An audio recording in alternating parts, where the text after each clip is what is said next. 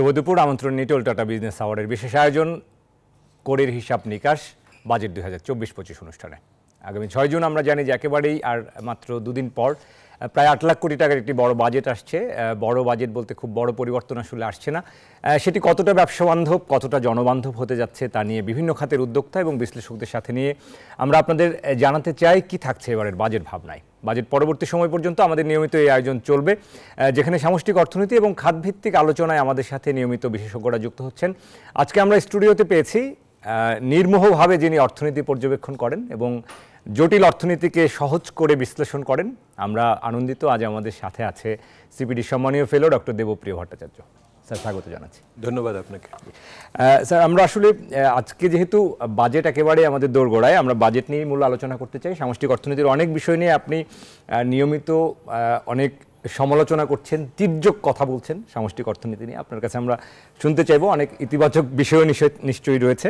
আমরা শুরুতেই কিছু আজকে মূলত বাজেটের অগ্রাধিকার কোথায় হওয়া উচিত সেটি নিয়ে কথা বলতে চাই শুরুতে।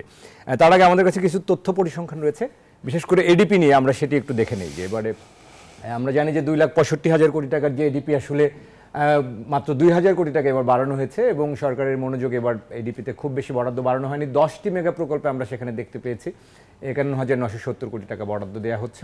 অর্থাৎ মোট বরাদ্দের প্রায় 20% এই 10টি মেগা প্রকল্পেই চলে যাচ্ছে। এরপরে আমরা যদি একটু দেখি যে এডিপিতে আসলে আমরা যেটি বলছিলাম যে প্রকল্প ভিত্তিক বরাদ্দ, এবার দেখেছি যে সবথেকে বেশি প্রকল্প ভিত্তিক বরাদ্দে চতুর্থ প্রাথমিক শিক্ষা উন্নয়ন কর্মসূচি প্রকল্প, সেখানে 11,056 কোটি, এবং দ্বিতীয় অবস্থানে রয়েছে রূপপুর পারমাণবিক বিদ্যুৎ কেন্দ্র, যেটি 10,502 কোটি টাকা। এরপর মাতারবাড়ি রয়েছে 6,005 কোটি টাকা।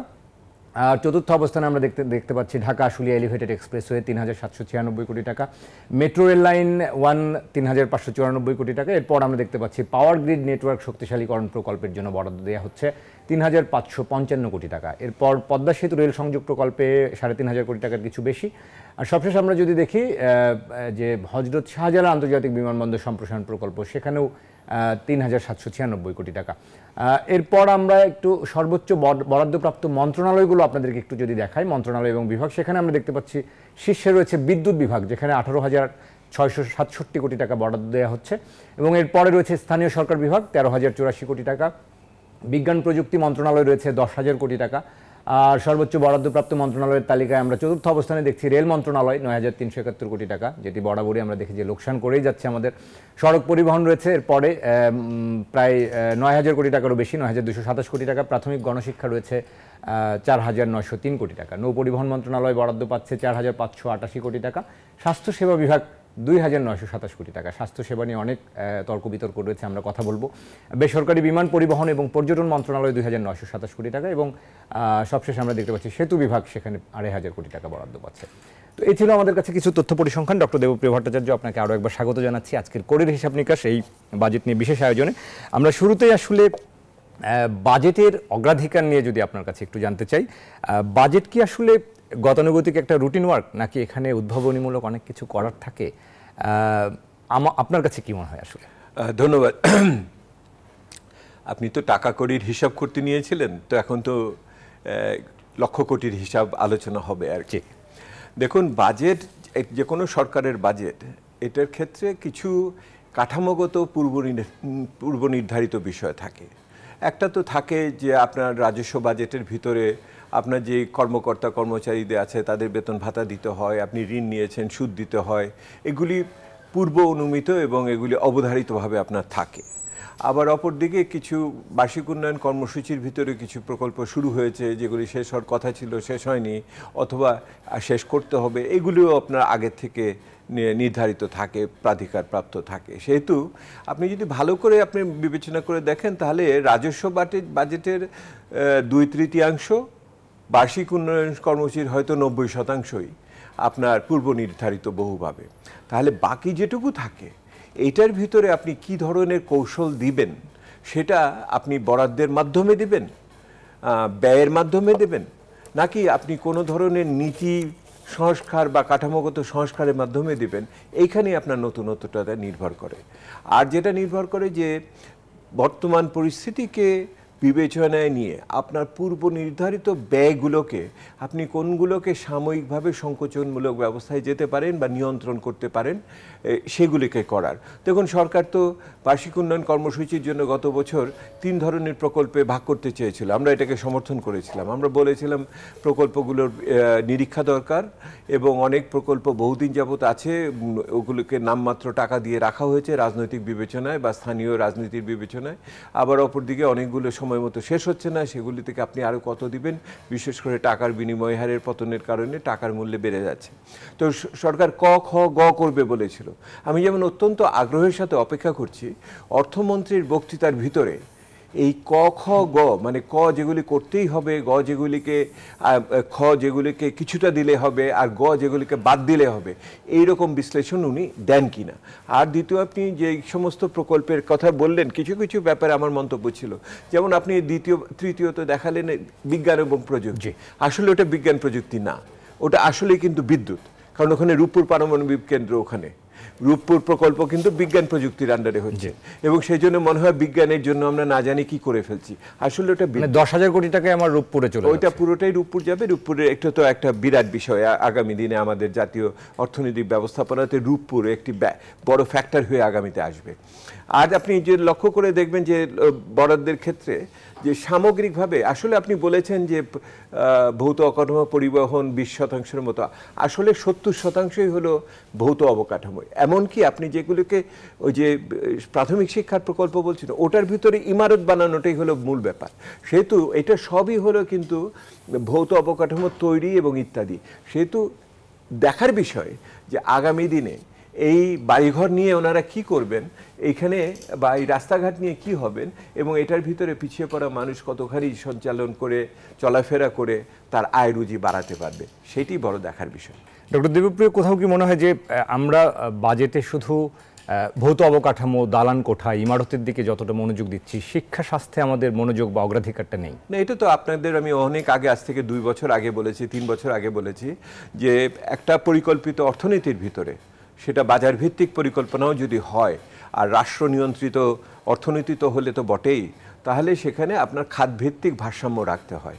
এবং আপনি যদি পিছনে ফিরে যান তাহলে অষ্টম পঞ্চবার্ষিক পরিকল্পনা দেখেন, এমনকি বাংলাদেশ আওয়ামী লীগের নির্বাচনী ইস্তেহার দেখেন, ওনারা ওখানে যে শিক্ষা এবং স্বাস্থ্য খাতে যা বলেছিলেন তার অর্ধেক টাকা ওনারা দেননি। আর যেখানে ওনারা ভৌত অবকাঠামো পরিবহন বলেছিলেন তার 1.5 গুণ টাকা ওনারা এখানে দিয়েছেন। যার ফলে অপরদিকে যেহেতু রাজস্ব আদায় করতে পারেননি, সেহেতু বর্ধিত টাকা দেওয়ার শিক্ষা স্বাস্থ্যতে সম্ভব হয়নি। সেহেতু আপনি এটা তো আমি শব্দ ব্যবহার করেছি প্রতারণামূলক বাস্তবতা। তো আমি আরেকটা উদাহরণ দিই প্রতারণামূলক বাস্তবতা, সেটা হলো মধ্য আয়ের দেশ হব আর স্বাস্থ্য খাতে 1% বেশি আমি জিডিপির টাকা বরাদ্দ করব না, এটা প্রতারণামূলক বাস্তবতা।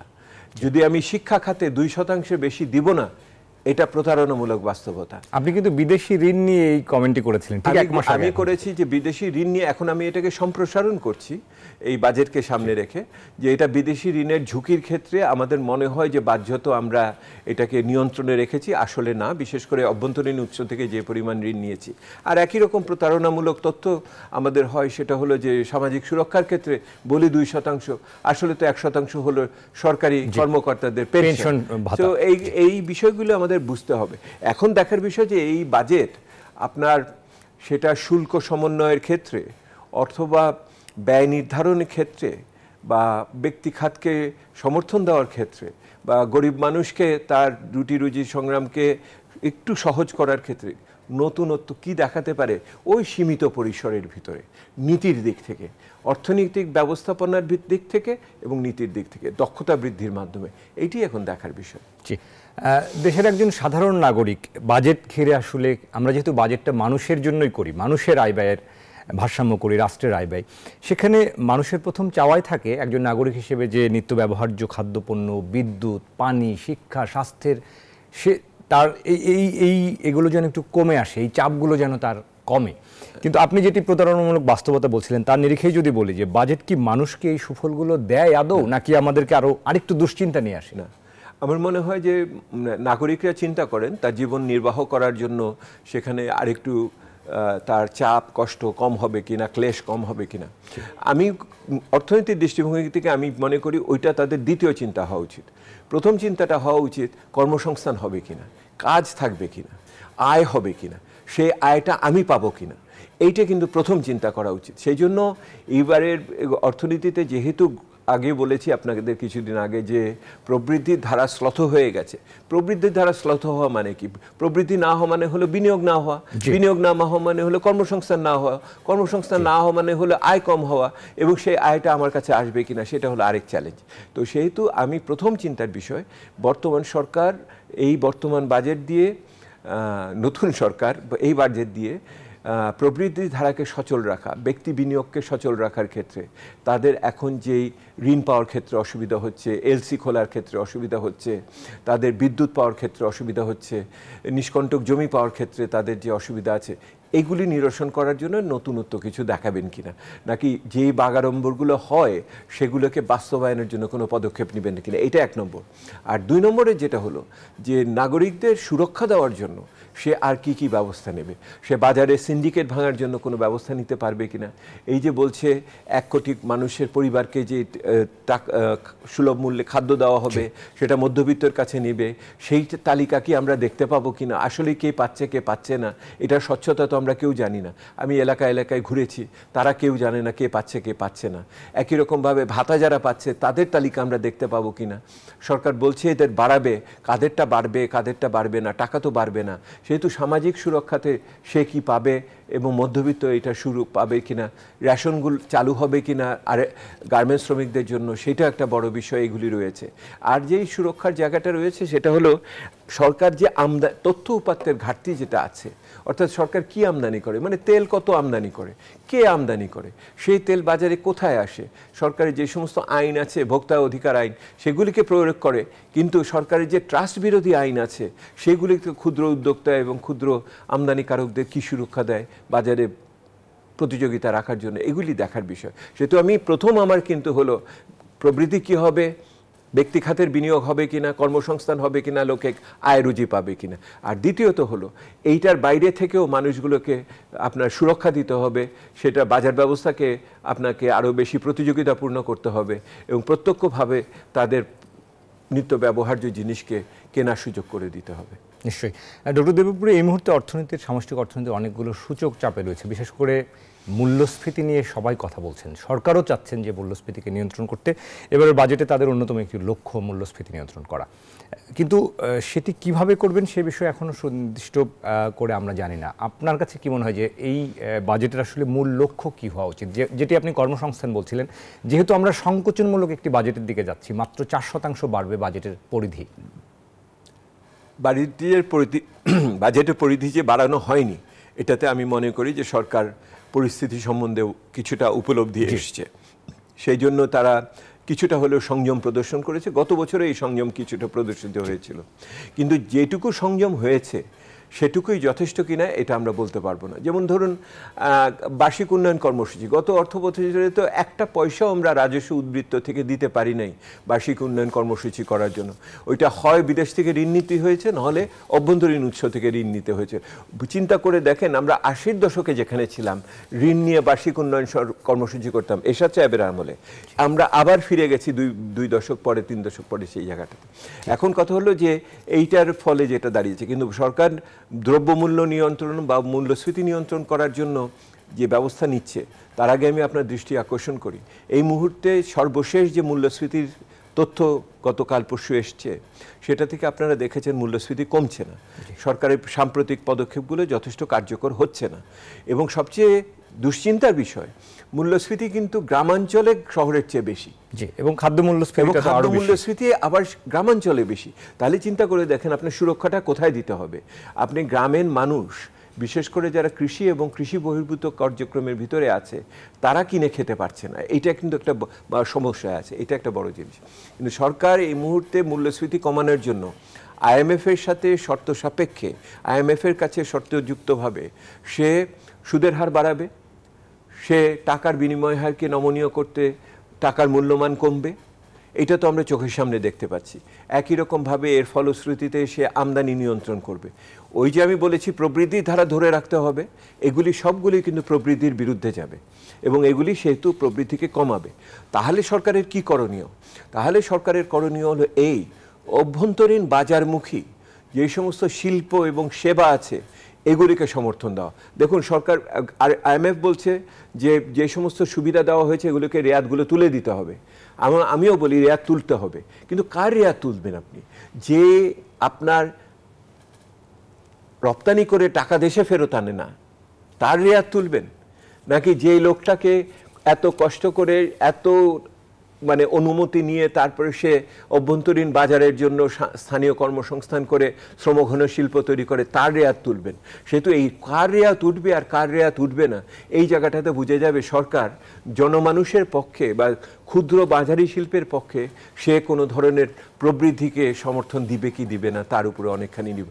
একই রকমভাবে সুদের হারে আপনি সাধারণভাবে সুদের হার বাড়ালেন, কিন্তু আমার কৃষি বলেন, কৃষি ঋণের কথা বলেন বা মাঝারি শিল্পের বা মধ্য মানে কুটির শিল্প বা মধ্য শিল্পের জন্য বা মেজো শিল্প যেটা আমরা বলি, মাইক্রো না মেজো, তাদের আপনি সুলভ মূল্যে ঋণ দিবেন কি না সেটাও বিষয় রয়ে গেছে।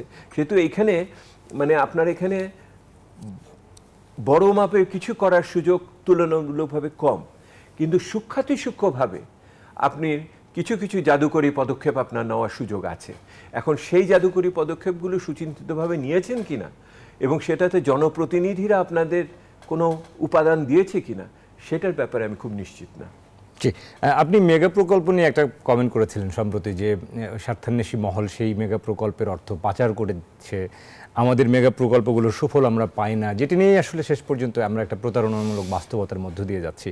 তো এই আমাদের এবারের বাজেটে আসলে মেগা প্রকল্পের ক্ষেত্রে অগ্রাধিকারটা কেমন হওয়া উচিত?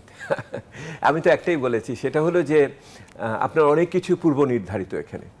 এটাকে আমরা ফিজিক্সের ভাষায় বলি মোমেন্টামের উপরে চলছে, ত্বরণ আছে একটা, সেটা চলবে কিছুক্ষণ, কিন্তু সেখানে আপনি কি ধরনের নিয়ন্ত্রণ দিবেন? যেমন হলো আপনার প্রকল্পগুলির অর্থায়নের ক্ষেত্রে আপনি কি আরেকবার পর্যালোচনা করে দেখবেন কোন কোন অংশগুলি অতিমূল্যায়িত হয়েছে এবং সেটার উপরে আপনি কোনো ধরনের জবাবদিহির ব্যবস্থা করবেন, স্বচ্ছতা আনবেন। কোন কোন অংশগুলো এই মুহূর্তে না করলে চলে, 2 বছর 3 বছর পরে করব, সেটা আপনি করতে পারবেন কিনা, এটা হলো একটা বড় বিষয় এটার ভিতরে রয়ে গেছে। অর্থাৎ এখন পর্যন্ত দেখা যাচ্ছে আপনি যদি বলেন জনমানুষের চেয়ে, সাধারণ নাগরিকদের বা ক্ষুদ্র মাঝারি শিল্প পেশাজীবীদের চেয়ে অনেক বেশি এই মুহূর্তে বাজেটের উপরে প্রভাবে রয়েছে বেশ কিছু বড় বড় গোষ্ঠী। এই গোষ্ঠীর একটা বড় অংশ হলো আপনার জ্বালানি খাতের। আগে হয়তো আমরা বলতাম যে গার্মেন্টস শিল্পের সাথে, কিন্তু এখন দেখবেন এরা জ্বালানি খাতের বা বিভিন্ন ধরনের ঠিকাদারি প্রতিষ্ঠান আছে যারা বড় বড় মেগা প্রকল্পগুলো করছে। এবং জ্বালানি খাতের আপনি শুধু যে যারা উৎপাদক বা ইন্ডিপেন্ডেন্ট পাওয়ার প্রডিউসার তারা না, যারা LNG আমদানি করে তারাও তো বটে এটার ভিতরে। আপনি দেখুন একটা LNG কাঠামোই আপনি ব্যবহার করতে পারেন না, আপনি আরেকটা প্রকল্প করছেন। মানে আপনি প্রকল্পর এই প্রত্যাশাগুলো দেখলে পরে আমি আপনার কাছে আশ্চর্য লাগবে। যেমন আমি আপনাকে বলি, বাংলাদেশের উন্নয়নে মধ্য আয়ের দেশে আমরা নভোচারীও হতে চাই, কিন্তু নভোচারণটা আপনি কখন করবেন এটাও তো গুরুত্বপূর্ণ বিষয়। তো আপনি একটা স্যাটেলাইটকে কি ব্যবহার করেছেন সেটা যদি আপনি না দেখেন তো আপনি দ্বিতীয় স্যাটেলাইটে যাবেন। হ্যাঁ, আপনি যতগুলো প্লেন আছে ওগুলোকে ব্যবহার করতে পারছেন কিনা না দেখে আপনি আরও 10টা বড় বড় প্লেন কেনাতে আপনি যুক্ত হচ্ছেন। এই যে ক্রয়ের একটা যে এটাকে কি বলবো, একটা এক ধরনের আসক্তি, এই ক্রয় আসক্তি থেকে কিভাবে বেরোনো যাবে, এখানে তো একটা অপচয় দুর্নীতির একটা বিষয় জড়িত রয়েছে। এটা অপচয় দুর্নীতি আপনি বলেছেন, আমি বলিনি, আমি বলেছি আসক্তির কথা। এবং আসক্তিটা যেটা হয় সেটা যুক্তির বাইরে হয়, আসক্তিটা হয় যুক্তির বাইরে যে, এবং সেটা ছাড়া তখন থাকতে পারে না। আপনার দেখার বিষয় যে বাংলাদেশের অর্থনীতি সরকারি অর্থের ব্যয়ের ক্ষেত্রে কারোর লাভের ক্ষেত্রে কোনো আসক্তি সৃষ্টি হয়েছে কিনা, সেই জায়গাটাতে আপনি বদল করতে পারবেন কিনা। আমি আরেকবার একটা কথা বলে এই জায়গাটা শেষ করি, সেটা হলো যে এই আসক্তিটাতে আপনি দেখবেন এই আসক্তি থেকে বের হওয়ার কথা বাংলাদেশ আওয়ামী লীগের সর্বশেষ নির্বাচনী ইস্তেহারের ভিতরে আছে, ওনার বার্ষিক উন্নয়ন কর্মসূচিতে আছে, ওনার 8ম পঞ্চবার্ষিক পরিকল্পনায় আছে, 9ম পঞ্চবার্ষিক পরিকল্পনার ইতিকথায় আছে এবং প্রেক্ষিত পরিকল্পনায় আছে, কিন্তু বাস্তবের সাথে তো এটা মিলে না। অর্থাৎ আমি বলছি কথা এবং কাজের ভিতরে একটা পার্থক্য। এইটাই হলো বাজেটের সবচেয়ে বড় সমস্যা। সেটা হলো আপনি যেটা বলেন সেটা বাজার এবং ভোক্তা এবং বিদেশি আমাদের সহযোগীদের আপনি বিশ্বাস করাতে পারছেন না। এই আস্থার সংকট যদি হয়ে যায়, এইটি বাজেটের কি বলে সবচেয়ে বড় দুর্বলতার জায়গায় হয়ে যায়। মানুষ যদি আপনার পরিসংখ্যানে বিশ্বাস না করে, মানুষ যদি আপনার প্রাক্কলনের উপর আস্থা রাখতে না পারে, তাহলে বাজার কিন্তু বিনিয়োগও করে না, ভোক্তারাও কিন্তু সেরকমভাবে যে আচরণ করে না। এইটি আমার শঙ্কার জায়গা।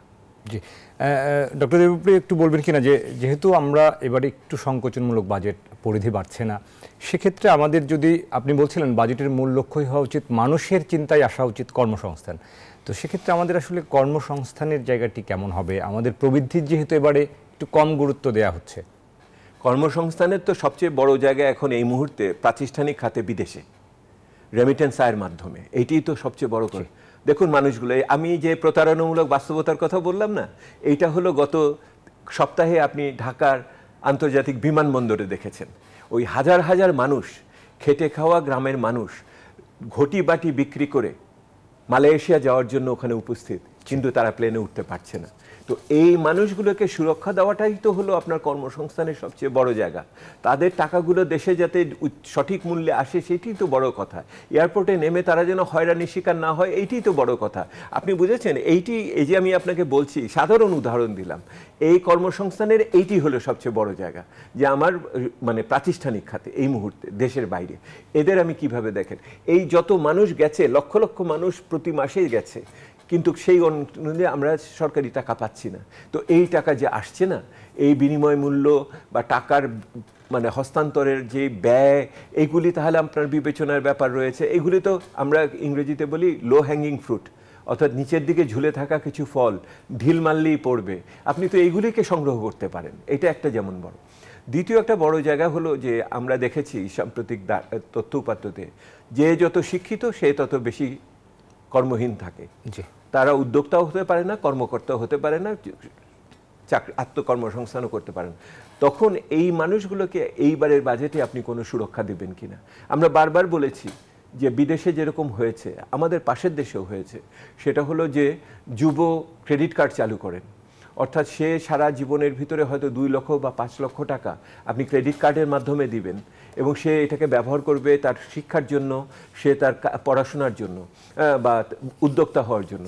এবং ব্যাংকে যদি সে কোনোদিন ফেরত নাও দিতে পারে, তো সরকারের পক্ষ থেকে ওটা ভর্তুকি দিয়ে বুঝিয়ে দেওয়া হবে। এটা একটা ভালো বিনিয়োগ। যদি আমি যুব সমাজের ভিতরে যে অসন্তোষ, যে মাদকাসক্তি, যে ধরনের বিচ্ছিন্নতাবোধ এবং দেশের থেকে থাকতে চাচ্ছে না, এটাকে তো মোকাবেলা করতে হবে। তো আমি যেটা আপনাকে বলতে চাচ্ছি সেটা হলো, আপনি যখন দেখেন মানে বাজেট একদিকে যেমন তাৎক্ষণিকতাকে দেখবে, মূল্যস্ফীতি, আবার তাকে কিছু মধ্যমেয়াদের চলমান বিষয়কেও তার দেখতে হবে, সংস্কারের ভিতর দিয়ে কেমন। যেমন হলো আমি বললাম, কোথায় সে চমৎকৃত করবে, সে চমৎকৃত করার জায়গা হলো ব্যাংকিং খাতের সংস্কার, পুঁজিবাজারের সংস্কার। এগুলিকে ওরা কি আমাকে চমৎকৃত করতে পারবে? সে কি আমাকে বুঝাতে পারবে যে 25,000 মেগাওয়াট আমার বিদ্যুতের উৎপাদনের সক্ষমতা আমি প্রয়োজনের অনুযায়ী 13,000 করতে পারি না, 14,000 করতে পারি না? এই জায়গার এই সমস্যা কে বুঝবে? আমি বুঝে উঠতে পারি না যে বিদ্যুৎ খাতটা কেন এরকম মানে সবচেয়ে বেশি আমাদের সাথে প্রতারণামূলক আচরণ করে। আপনি যদি আগের সরকারের কাছে ফেরত যান, যে তথাকথিত কি বলে, খাম্বা আছে কিন্তু বিদ্যুৎ নাই, আর এখন আপনার বিদ্যুৎ আছে কিন্তু ঘরে আসে না। এই পরিস্থিতি কেন হবে? একটা দ্বিমুখী পরিস্থিতি। ডক্টর দেবপ্রিয়, আপনার এই প্রতারণামূলক বাস্তবতা টার্মটি বেশ সবাইকে অন্যভাবে একটা ভিন্ন অনুভূতি দিচ্ছে। একটা আসলেই মানুষ কিন্তু স্বাস্থ্যের ক্ষেত্রে গিয়ে, শিক্ষার ক্ষেত্রে গিয়ে, যেটি বলছিলেন এয়ারপোর্টে গিয়ে, সব জায়গায় কোনো না কোনোভাবে আসলে প্রতারণার শিকার হচ্ছে, যেটি আসলে আমরা রাষ্ট্রের সুরক্ষা দেওয়ার দায়িত্ব। ডক্টর দেবপ্রিয়, আমরা আরও কথা বলতে চাই বাজেটের অগ্রাধিকার বিষয়ে এবং অর্থনীতির সূচক নিয়ে আরও কথা বলবো। একটা বিরতি নেবার সময় হয়েছে। দর্শক, নেটওয়ার্ক একটা বিজনেস আওয়ারের বিশেষ আয়োজন কোরের হিসাব নিকাশ বাজেট 2024-25 অনুষ্ঠানে আমাদের সঙ্গে ডক্টর দেবপ্রিয় ভট্টাচার্য রয়েছেন। আমরা আরও কথা বলবো একটা বিরতির পর, আশা করি আপনারা উপভোগ করবেন।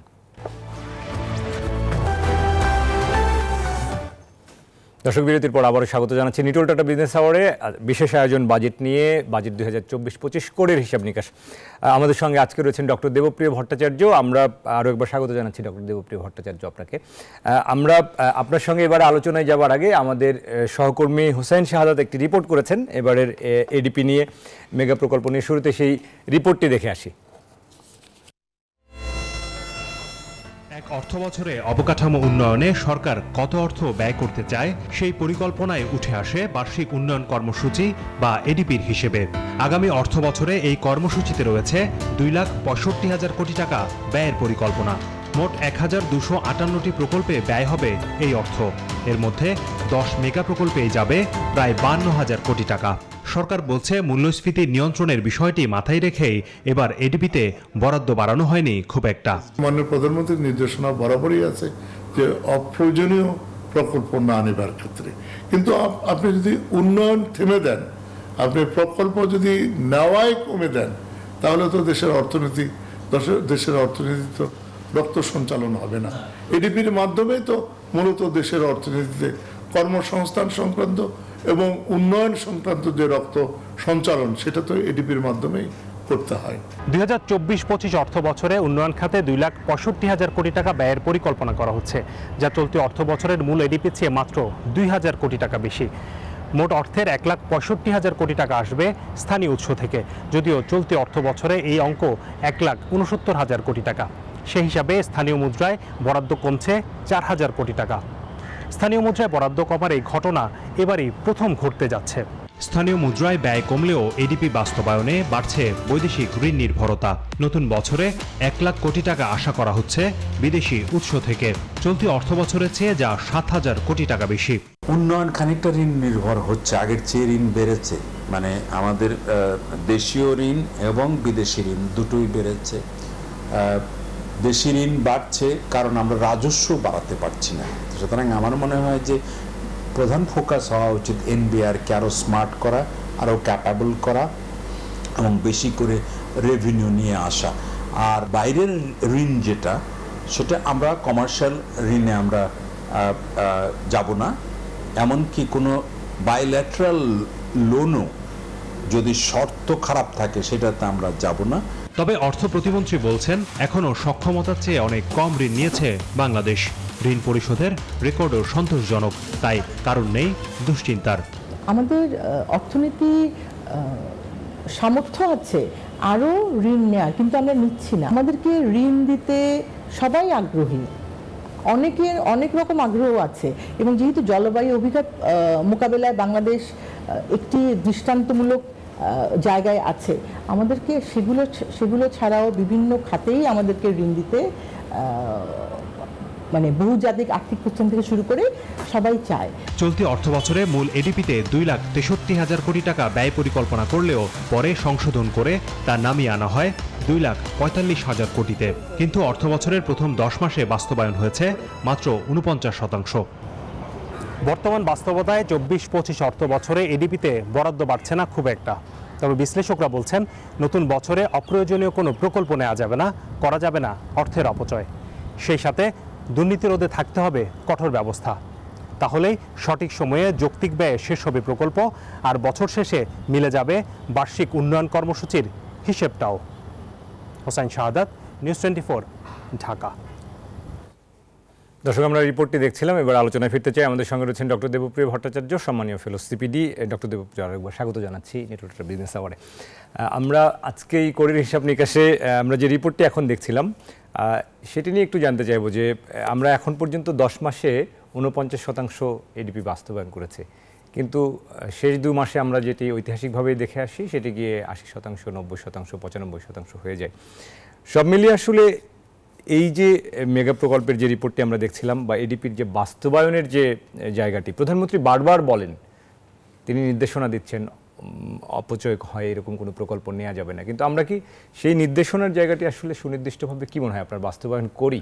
আপনাকে আমি দু একটি বিষয় বলি। আমি এই ভালো একটা রিপোর্ট করেছে আপনার সহকর্মী, সেটা হলো যেমন পরিকল্পনা প্রতিমন্ত্রী বলছেন যে বার্ষিক উন্নয়ন কর্মসূচি যদি বেশি কমিয়ে দিই তাহলে অর্থনীতিতে সঞ্চালন বা সেই অর্থে সেই অর্থে বর্ধিষ্ণু হবে না ইত্যাদি, খুবই সঠিক কথা।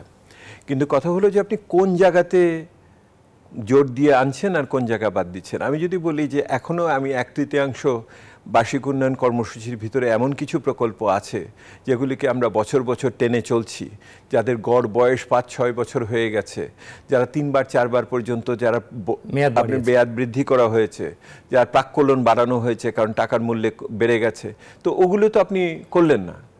সে তো আপনি তো ওই মানে অর্থমন্ত্রী কি বক্তৃতায় বলবেন যে আমি ঝেড়ে মিছে এতগুলো বাদ দিয়েছি, এতগুলো রেখেছি, নতুন এতগুলো নিয়ে এসেছি? সেহেতু ওই নিরীক্ষাটা কি উনি বললেন না কিনা। তারপরে দেখুন আরেকজন বললেন, আমার অগ্রজ সহকর্মী, উনি বলছেন যে আমাদের কোনো শক্ত শর্তে ঋণ নেওয়া উচিত না। তো আমি যদি বলি আপনি তো এখনও সাপ্লায়ার্স ক্রেডিট নিচ্ছেন, হ্যাঁ, যে প্রকল্পে যে জিনিস দিবে সে একই সাথে অর্থায়ন করছে এবং সেগুলি তো উচ্চ মূল্যে হয় সে ঋণের টাকা দিয়ে উচ্চ মূল্য নেয়, অথবা সে জিনিসপত্রের দাম বাড়িয়ে দিয়ে সেই টাকাটা সে উসুল করে নেয়। সে তো কেউ কি বলতে পারবেন যে আমি আমার ঋণের ক্ষেত্রে যে নীতিমালা আছে সেই নীতিমালাগুলো আমি খুবই নীতিনিষ্ঠভাবে পরিপালন করি? এটা দেখুন, অর্থ প্রতিমন্ত্রী বললেন, খুবই সঠিক কথা বলেছেন যে জলবায়ুর ক্ষেত্রে আমরা এখন আকর্ষণীয় জায়গা আছে, অনেকে দিতে। উনি তো বললেন যে ঋণ নেওয়ার আমরা সক্ষমতা আমি ওটাতেই আসছি, ওটা তো আগে আমি ইতিবাচকটা বলিনি। উনি এটা ঠিকই বলেছেন, কিন্তু জলবায়ুর ক্ষেত্রে অনেক ক্ষেত্রে এটা আমাদের অনুদান হিসেবে আসবে, কারণ আমরা স্বল্পোন্নত দেশ হিসেবে, পরিবেশ আক্রান্ত দেশ হিসেবে আমরা এখানে অনুদান হিসেবে পেতে পারি, ঋণ লাগে না। কিন্তু উনি যেটা বলছেন যে আমাদের নেওয়ার ক্ষমতা আছে, দেখুন প্রাগৈতিহাসিকভাবে একটি সংখ্যা ব্যবহার করা হয়, সেটা হলো দেশজ আয়ের কত শতাংশ আমি ঋণ নিয়েছি। অর্থাৎ যদি আমি 30-32-এর মধ্যে থাকি তাহলে 40-50-এর উপরে পর্যন্ত যেতে তো অসুবিধা নেই, এখন খুব বেশি না। আর এই অদ্ভুত কথা, জাপান তো এর 3 গুণ, তারা জিডিপির 3 গুণ, আমেরিকার 2 গুণ। তার অর্থ কি তারা কি ঋণের জালে পড়ে গেছে? না, তাদের অর্থনৈতিক সক্ষমতা আছে ওগুলিকে পরিশোধ করার। আপনি দেখবেন আপনি বাৎসরিক যেই ঋণ পরিশোধ করার জন্য 1 বিলিয়ন, এখন 2 বিলিয়ন হয়েছে, আগামীতে 3-4 বিলিয়ন হয়ে যাবে খুব দ্রুততার সাথে, সেইটা পরিশোধ করার মতো আপনার বৈদেশিক মুদ্রা আছে কিনা? নাই তো। আপনি তো এখন $5 বিলিয়ন উপরে আপনি যাদের কাছ থেকে আমদানি করেছেন, তাদের কাছে জিনিস কিনেছেন, তাদের টাকা দিতে পারেন না। ওই যে বন্ধু দেশ ভারতবর্ষ, সেও $700 মিলিয়ন $800 মিলিয়নের জন্য বসে আছে, কবে পাবে বলে বসে আছে। সেহেতু আপনি একদিকে বলেন আমার এখনো হয়নি, আরেকদিকে হলো আমি দায় শোধ করতে পারছি না। আপনি 2 বছর অপেক্ষা করেন না। আমি তো বলেছি 2026-এ এটা কঠিন অবস্থায় যাবে, অর্থনৈতিক সংকট প্রকট হবে। এবং এই যে দায় দেনা পরিস্থিতি, রূপপুরটা আসতে দেন। সরকার ইতিমধ্যে রূপপুরের জন্য 2 বছর পিছানোর জন্য আবেদন করেছে, ইতিমধ্যে 2 বছর পিছাতে, 2 বছরে কিছু হবে না। সেহেতু এই পরিস্থিতি তো আসলে বুঝার ব্যাপার আছে। আপনি যারা নীতি নির্ধারক এবং তাদের সাথে সংশ্লিষ্ট গোষ্ঠী, ওনারা একটা সাহসী মুখাবয়ব আমাদের দেখাতে চান দেশ এবং জাতিকে বুঝানোর জন্য, কিন্তু ওনারা যদি পিছনে ওটা বিশ্বাস করা শুরু করেন আসলেই সমস্যা নেই, তাহলে আমার দুশ্চিন্তা আছে। এইটাই প্রতারণামূলক বাস্তবতা, যে ওনারা যদি বাস্তবতাতে নিজেরা প্রতারিত যেন না হন। ওনারা জনগণকে বোঝানোর জন্য, আশা দেওয়ার জন্য একটা কথা বলেন, এটাতে আমার আপত্তি নাই, কিন্তু কারিগরি আলোচনার ভিতরে ওই বুঝটা ওনাদের পরিষ্কার থাকতে হবে, সেইটার প্রতিফলন বাজেটে আসতে হবে। ডক্টর দেবপ্রিয়, নিশ্চয়ই আমরা আশা করব যে আমরা যেন প্রতারণামূলক বাস্তবতার ফাঁদে না পড়ি, যেটি আপনি বারবারই সচেতন করে দিচ্ছেন। আমরা আরেকটা বিরতি নেওয়ার সময় হয়েছে, পর্যায়ে ফিরে এসে আরও কথা বলবো। দর্শক, আমাদের সঙ্গে ডক্টর দেবপ্রিয় ভট্টাচার্য রয়েছেন, করে হিসাব নিকাশ বাজেট 2024-25 নিয়ে কথা বলছেন। আরেকটা ছোট্ট বিরতির পর আলোচনা করব, আশা করি আমাদের সঙ্গে থাকবেন।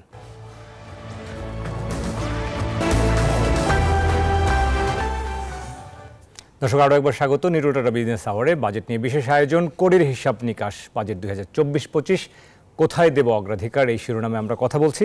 আমাদের সঙ্গে ডক্টর দেবপ্রিয় ভট্টাচার্য রয়েছেন, সম্মানীয় ফেলো সিপিডি, অর্থনীতিবিদ। ডক্টর দেবপ্রিয়, আরও একবার স্বাগত জানাচ্ছি।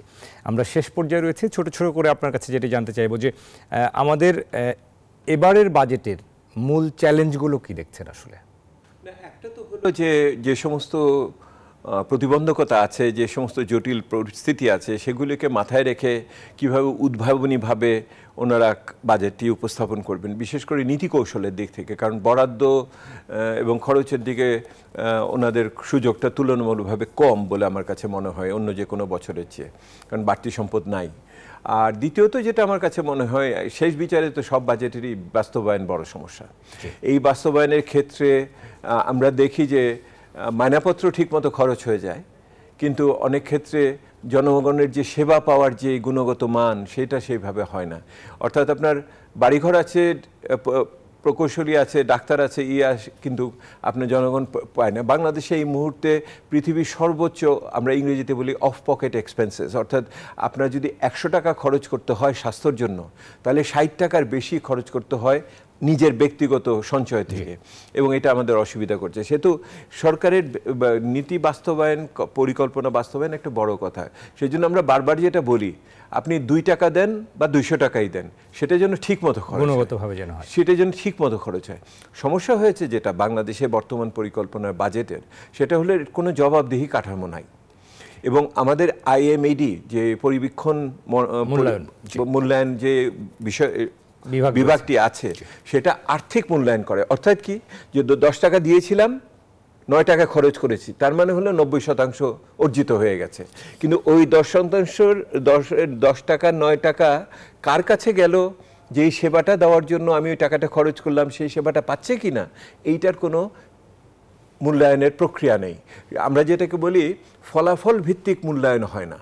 এবং ওই ফলাফল, কারণ বলা হয় গরিব মানুষের জন্য হবে, কিন্তু আসলে কি গরিবের হয়েছে? বলা হয় নারীদের উপকার হবে, আসলে কি নারীর উপকার হয়েছে কিনা? বলা হয় দূরবর্তী অঞ্চলের মানুষের জন্য হবে, আসলে কি দূরবর্তী অঞ্চলের মানুষের জন্য হয়েছে কিনা? বলা হয় আবহাওয়া আক্রান্ত মানুষের জন্য হবে, তাই কি হয়েছে কিনা? কারণ দেখবেন যে খরচের যে তরিকা, ওই তরিকা ওই মানুষের কাছে না হয়ে অন্য জায়গাতে হচ্ছে। সেই জন্য মূল্যায়ন প্রক্রিয়া খুবই গুরুত্বপূর্ণ। এবং তৃতীয় যেটা আমি আপনাকে বলবো সেটা হলো, এবং সেটার জন্য তথ্য উপাত্ত পাওয়া, এটা একটা বড়। আর তৃতীয় হলো রাজনৈতিক জবাবদিহিতার জায়গাটা যদি দুর্বল হয়ে যায়, তাহলে শুধু প্রশাসনিক ব্যবস্থা দিয়ে এটা করা যায় না। সেহেতু রাজনৈতিক জবাবদিহিতার জন্য আপনার সংসদীয় স্থায়ী কমিটি আছে, অর্থমন্ত্রীর 3 মাস পর পর বিবৃতি দেওয়ার কথা।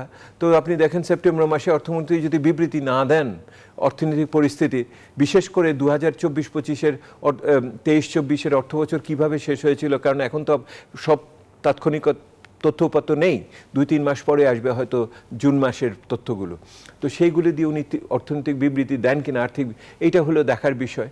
আপনার কোনো সময় বাংলাদেশের অর্থনৈতিক পরিস্থিতি নিয়ে এই যে এত আলোচনা আপনি সময় ক্ষয় করেন আর কি, মধ্যরাত্রে বা ভর দুপুরে, কোনো কিন্তু আপনি শুনেছেন যে আমাদের মন্ত্রী পরিষদে এটা আলোচ্য বিষয় ছিল? কোনোদিন শুনেছেন যে মন্ত্রী পরিষদের আলোচ্য বিষয় ছিল? আপনি কি কোনোদিন শুনেছেন যে অর্থনীতি মন্ত্রী পরিষদের অর্থনীতির যে উপকমিটি আছে, যেটা প্রকারান্তরে কেনাবেচা কমিটিতে পরিণত হয়েছে, শুধুমাত্র প্রকিউরমেন্টের জন্য করে, তারা কি কোনোদিন নীতি আলোচনা করেছে? এইটা তো আমরা দেখি না। এমনকি সরকারের অর্থ মন্ত্রণালয়ে মুদ্রানীতি এবং অর্থনীতি সমন্বয় করার জন্য যে কমিটি আছে, সেটারও কি কার্যকলাপ আপনারা কোনো সময় লক্ষ্য করেছেন? সেহেতু বাস্তবায়ন, সমন্বয়, জবাবদিহিতা, এই 3টি ধাপ যদি আমরা ঠিকমতো না করি, তাহলে বাজেট আপনি 2 পয়সাই দেন আর 200 টাকাই দেন, মানুষের উপকারে হবে কিনা আমি জানি না। জি দাদা, আমরা দেখি যে বাজেট ঘোষণার সাথে বাস্তবায়নের একটা প্রতিশ্রুতি যেটি থাকা উচিত সেটি আসলে নেই, এবং ফলে যেটি বলছিলেন যে বাস্তবায়নে যখন ব্যর্থ হচ্ছে, সেই জবাবদিহিতাটা আসলে কে করবে? সেটি জবাবদিহিতা তো শেষ বিচারে রাজনৈতিক নেতৃত্বের। কারণ মানুষ যেভাবেই হোক, ওনারা তো এই মুহূর্তে সরকারে আছেন, এবং সেহেতু জনপ্রতিনিধি হিসেবে ওনাদের সাংবিধানিক এক ধরনের বৈধতা আছে।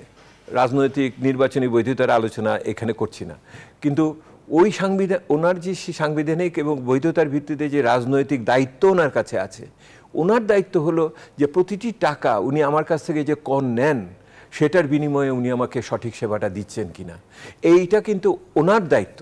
সেহেতু আপনারা যতই মানে আমলা কর্মচারীদের নিয়ে কথা বলেন, ইংরেজিতে বলে দ্য বাক স্টপস দেয়ার, মানে কোথায় যে শেষে গুলিটা ঘুরতে ঘুরতে কোথায় যে থামবে, গুলিটা ঘুরতে ঘুরতে শেষে যে থামবে, দেশের দায়িত্বে যে রাজনৈতিক নেতৃত্ব আছেন সে তার কাছে যে থামবে, তার জবাবদিহিতার জায়গায় করতে হবে।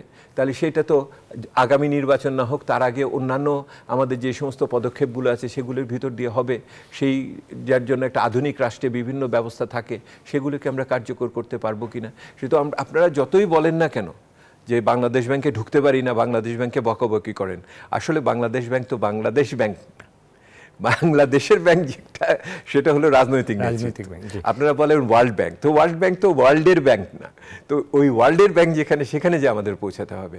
এই জন্য আমি বলি যে শেষ বিচারে রাজনৈতিক নেতৃত্ব তারা একটা নির্বাচনী ইস্তেহার দিয়েছেন, প্রথম কাজই তো হবে ওই নির্বাচনী ইস্তেহারের সাথে মিলিয়ে দেখা কোথায় কি করা হয়েছে।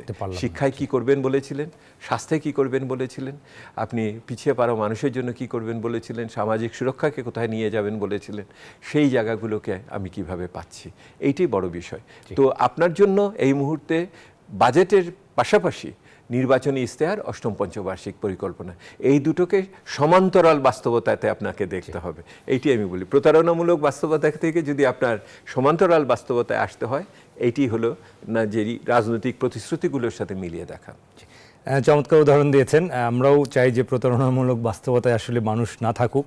আমরা আর 1 মিনিট সময় আছে আমাদের, শেষ মন্তব্য নিতে চাই। ডক্টর দেবপ্রিয় সবসময় অর্থনীতি নিয়ে নেতিবাচক তির্যক সমালোচনা করেন, এটি অনেকেই বলেন। তো এই মুহূর্তে অর্থনীতির বা সামষ্টিক অর্থনীতির শক্তিমত্তার কিছু কোনো সূচক দেখতে পাচ্ছি? আমি শক্তিমত্তার অনেক সুযোগ দেখতে পাচ্ছি। প্রথম কথা হলো আমি কৃষিতে দেখি, এবং খাদ্য নিরাপত্তা যদি একটা দেশের জন্য মোটামুটিভাবে মানে আপনার বাস্তবায়নের প্রক্রিয়ার ভিতরে থাকে বা আপনার এটা যদি আয়ত্তের মধ্যে থাকে, তাহলে একটা রাজনৈতিক সরকারের বড় স্বস্তি। আমি বাংলাদেশের ইতিহাস তাই বলে, সেই 70-এর ইতিহাস থেকে সরকার এই মুহূর্তে এইটা তার শক্তির জায়গা, এটা যেন ঠিক মতো লক্ষ্য করে, এটা একটা বড় বিষয়। দ্বিতীয়ত, সরকারের অনেক নীতি আছে সামাজিক জনকল্যাণমূলক এবং সুরক্ষা দেওয়ার ক্ষেত্রে, সঠিকভাবে চিন্তা করছে, সেই নীতিগুলোকে সঠিকভাবে বাস্তবায়ন করা। যেমন আমি মনে করি যে এই যে 1 কোটি কার্ডের কথা বলেছেন, এর চেয়ে ভালো চিন্তা নাই। মধ্যবিত্তকে যদি আপনি এই মুহূর্তে সুলভে দিতে পারেন, এটা ভালো চিন্তা, এটা একটা বড় চিন্তা। আর তৃতীয়ত যদি আপনি বলেন যে প্রবাসী আয়কে রক্ষা করা, এই মানুষগুলো যারা আটকে গেল আজকে এবং আগামীতে যারা আটকে যাচ্ছে, তাদের আপনি সুরক্ষা দেন, এবং দেখেন এই মাসে আপনি কিরকম আপনি রেমিটেন্স আয় পেয়েছেন, কত বড় আপনি রেমিটেন্স আয় এসছে। ডক্টর দেবপ্রিয় ভট্টাচার্য, আসলে এত অল্প সময়ে অর্থনীতির এত বড় দীর্ঘ আলোচনা আসলে আমাদের শেষ করবার সুযোগ নেই, অসমাপ্ত রেখে অনেক কিছু আমাদের শেষ করতে হয়। আপনাকে অসংখ্য ধন্যবাদ জানাই, আমরা আনন্দিত যে আপনি আজকে আমাদের স্টুডিওতে সময় দিয়েছেন। আমাকে ডাকার জন্য ধন্যবাদ। দর্শক, আমরা করি হিসাব নিকাশ বাজেট 2024-25 অনুষ্ঠানে আজকের মতো বিদায় নিব নিটল টাটা বিজনেস আওয়ার্ড থেকে। আগামীকাল আবারও নতুন অতিথি নিয়ে দেখা হবে আপনাদের সাথে। আপনারা ভালো থাকুন, সুস্থ থাকুন, বাজেট আলোচনার সাথে থাকুন।